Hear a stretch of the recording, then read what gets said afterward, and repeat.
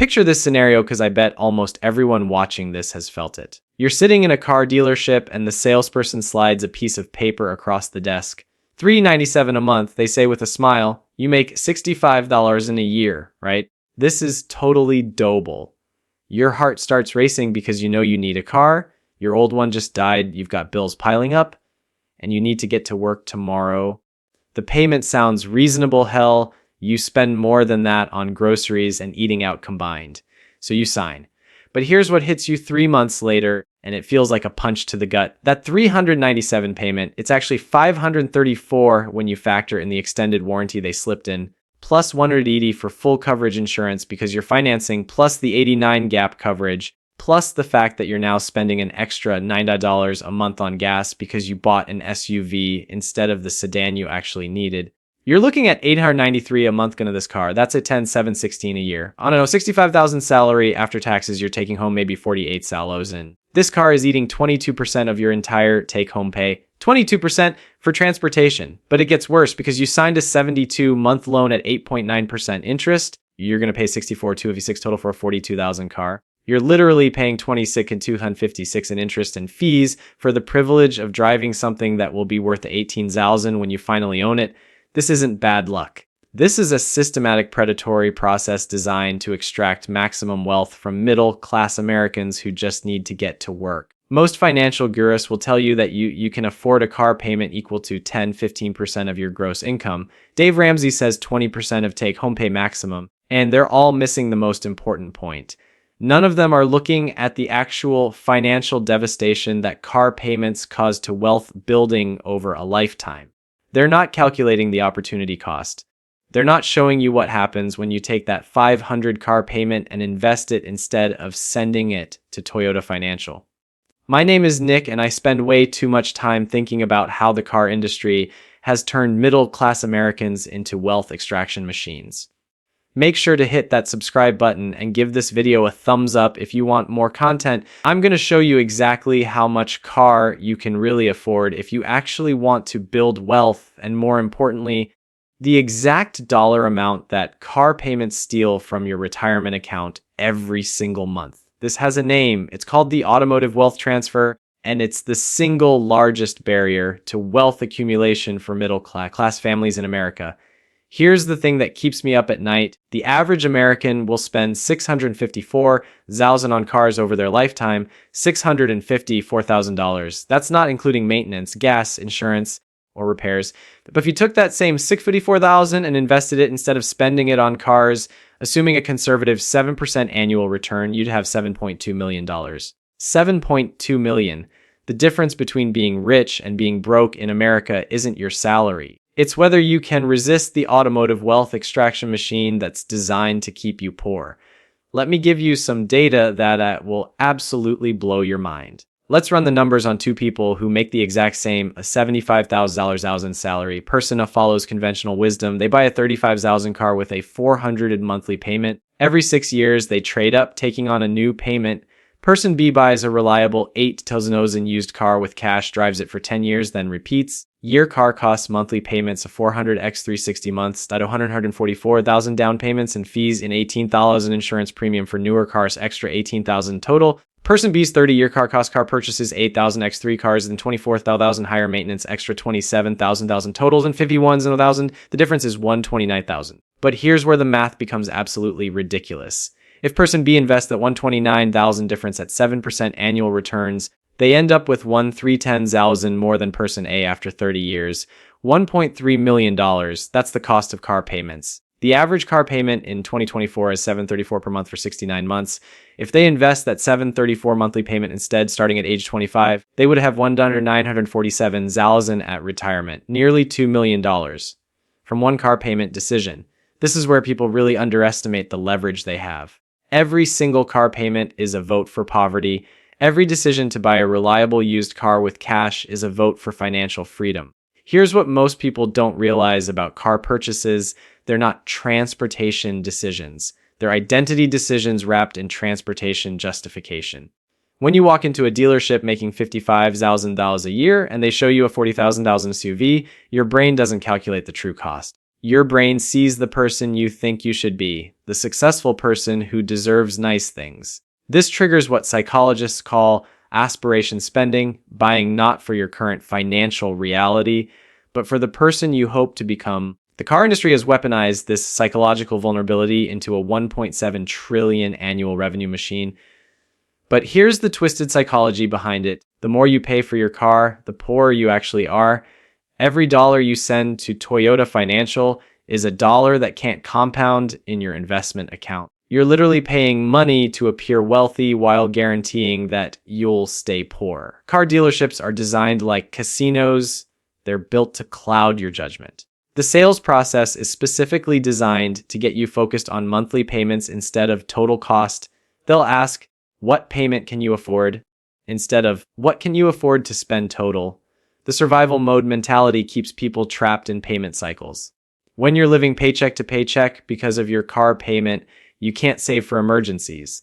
When you can't save for emergencies, every car repair becomes a crisis. When car repairs become crises, you convince yourself you need a newer, more reliable car with a payment. The cycle perpetuates itself. Meanwhile, wealthy people drive paid off cars and invest the payment difference.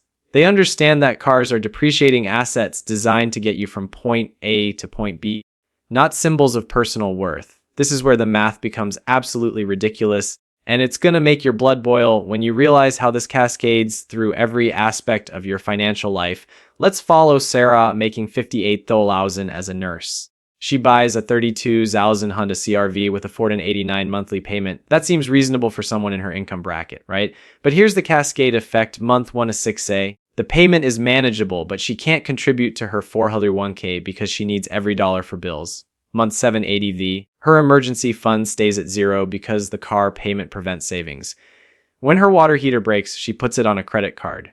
Year 2, 3. She can't take advantage of her company's 400 SASCAR match because she's still making minimum payments on credit cards. She's missing $1,740 per year in free money from her employer.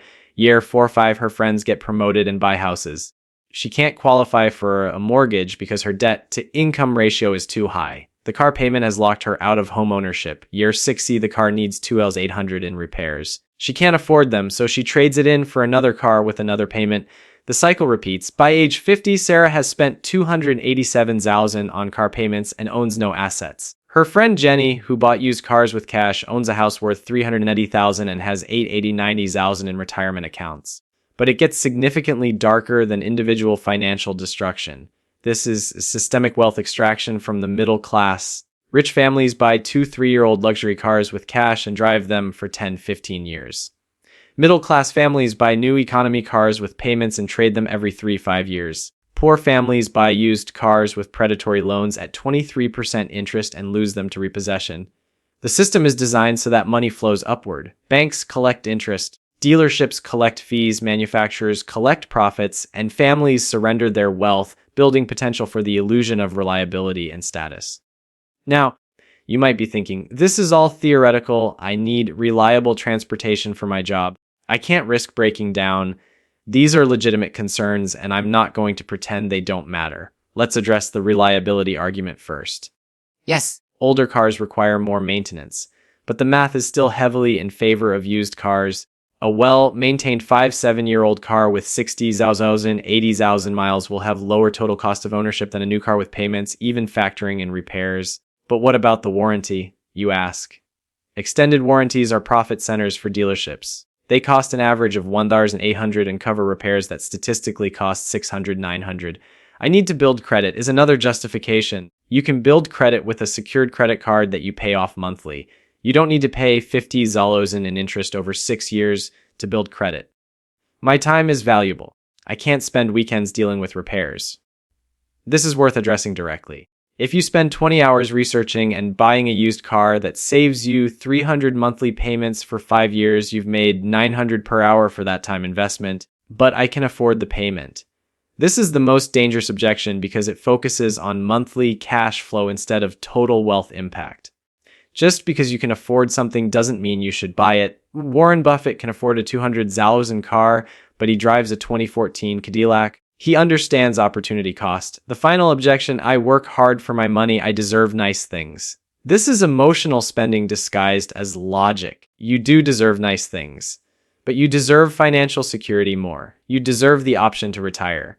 You deserve to not stress about money. According to the Federal Reserve's survey of consumer finances, households with car payments have 67% less wealth than households without car payments, even controlling for income. The Consumer Expenditure Survey shows that households making the 50th to 75,000 with car payments spend 22.7% of income on transportation versus 11.2% for those without payments. A study by the University of Chicago found that every 100 monthly car payment reduces lifetime wealth accumulation by 180,000, assuming that payment difference is invested at market returns.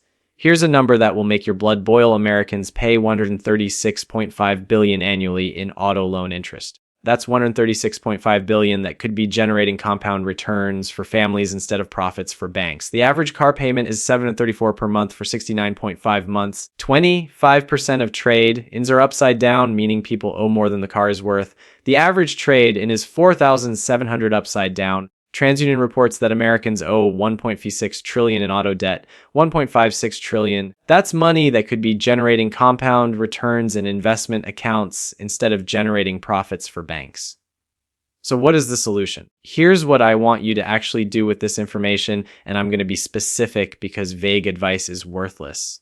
Step 1, teen. Calculate your real car affordability number. Take your monthly take-home pay and multiply by 0.10. That's 10% of take-home pay, which should be your maximum total transportation cost, including payment, insurance, gas, and maintenance.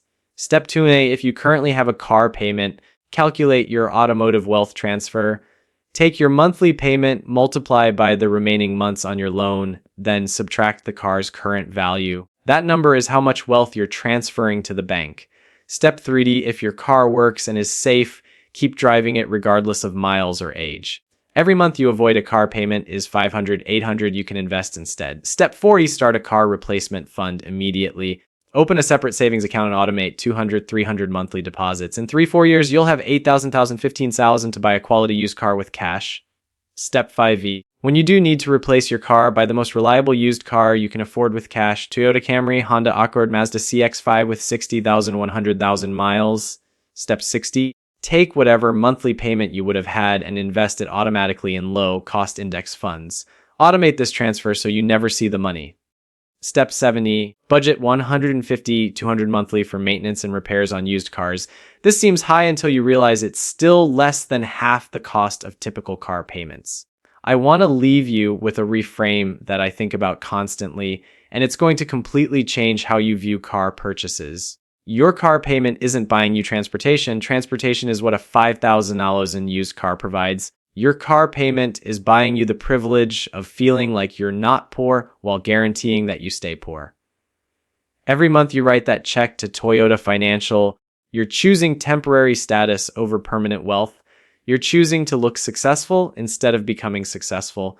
Here's the reframe. Successful people don't have car payments. Successful people buy appreciating assets and drive depreciating assets as little as possible. They understand that every dollar spent on depreciating assets is a dollar that can't buy appreciating assets. Think about opportunity cost this way. That $534 monthly payment isn't just $534. If invested at 8% annual returns, it becomes $147 per month in today's purchasing power by the time you retire. You're not choosing between having a car payment or not having one. You're choosing between 534 monthly payments now or 847 monthly income in retirement. The wealthy understand that cars are tools, not trophies. They buy reliability and efficiency, not status and emotion. They know that the goal isn't to have the nicest car in the parking lot. The goal is to have the most money in the investment account. This decision, car payment or investment contribution, will determine whether you retire wealthy or whether you work until you die.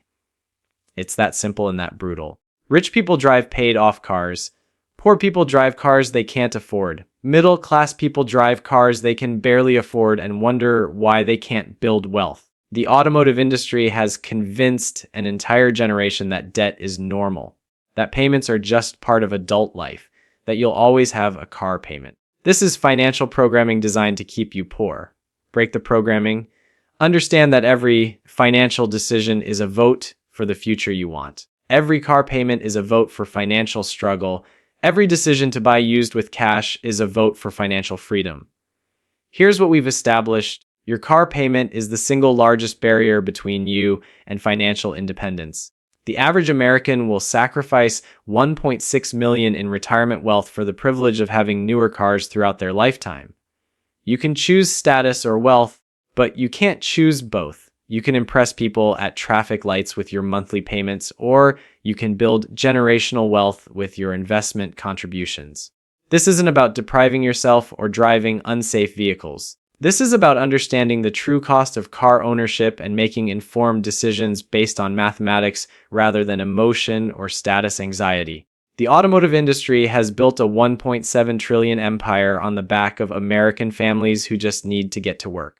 They've convinced you that reliability costs $500 a month, that transportation requires debt, that you deserve to drive something nice even if you can't afford it. It's all lies designed to transfer your wealth to their shareholders. The math is simple. Car payments make banks rich and families poor. Cash purchases make families wealthy and banks irrelevant. Your future self is depending on the decision you make right now.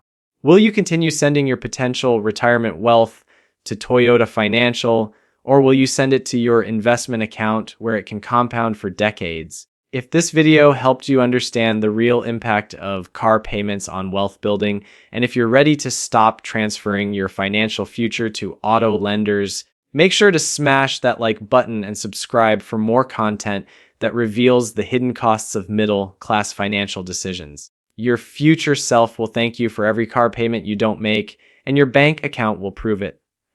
Remember, rich people drive used cars they own. Poor people drive new cars they can't afford. Choose wisely.